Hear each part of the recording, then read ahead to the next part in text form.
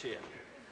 I call the Honourable Minister. Mr Chair, we've had some very informed debate on this bill so far. It's good to get it to the committee stage. It's good to see such agreement across the House about public sector reform, and I'd like to compliment the members of the Select Committee for the work that they have done on this bill. I'd also like to acknowledge the contribution of officials, people from a range of departments pushing through this very important legislation. I'd also like to acknowledge my predecessor as Minister of State Services, the Honourable Tony Ryle, who is the architect of this legislation and has put a lot of thought into it. It's good to see that the Labour Party is supporting Part 1, despite the fact they voted against it last night.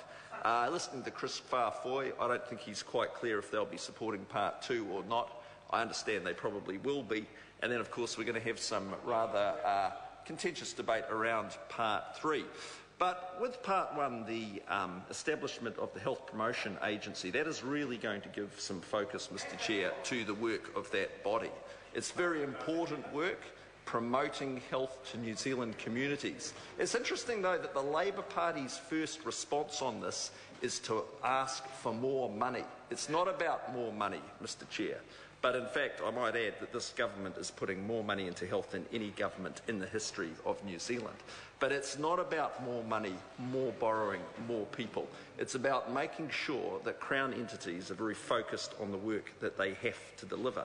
And I think, Mr Chair, that with this change, which is going to bring that greater focus to health, we are really going to see the benefits throughout our communities and populations throughout New Zealand, because health has been one of the top priorities for this government. And if you look at the very focused way that the Minister of Health has gone about his work, identifying what he wants to achieve, setting targets, and then delivering on those targets, I don't think you could say there's ever been a more successful Minister of Health. And there's no question that health needed that focus. We've heard some very vague platitudes from the Labour Party during this debate about health. But the fact is, when you look at what we've done around childhood immunisation rates, around programs to prevent rheumatic fever, around refocusing programs that were failing, such as HEHA, refocusing that around exercise and getting some measurable results, you can say that the approach this government has taken, it's been very focused, very specific, and is delivering results. Grant Robertson, he was asking, well, where does the Ministry of Health fit into all this, the Ministry of Health? Well, what we can say is that the policy and the regulation, the oversight function, that will still be preserved, but the programs are moving into this new entity, will be administered by the HPA. So, Mr Chair, I can say that it's great to see this unanimity across the House for what I think is an excellent initiative. It's great to see that, maybe this just is an early step in some of the opposition parties really getting to grips with the concepts of state sector reform. But that has been a major priority for this government, Mr Chair, making sure that we can deliver meaningful results that actually make an impact in New Zealand communities. It's been tight financial times, a very tight fiscal environment. The answer is not borrowing more, it's not pouring more money in all the time, it's making sensible use of the resources you've got, setting some very clear targets and delivering on those. I'd like to acknowledge the work of ALEC that has been performed over many, many years. Very important work that has had a real impact in New Zealand communities.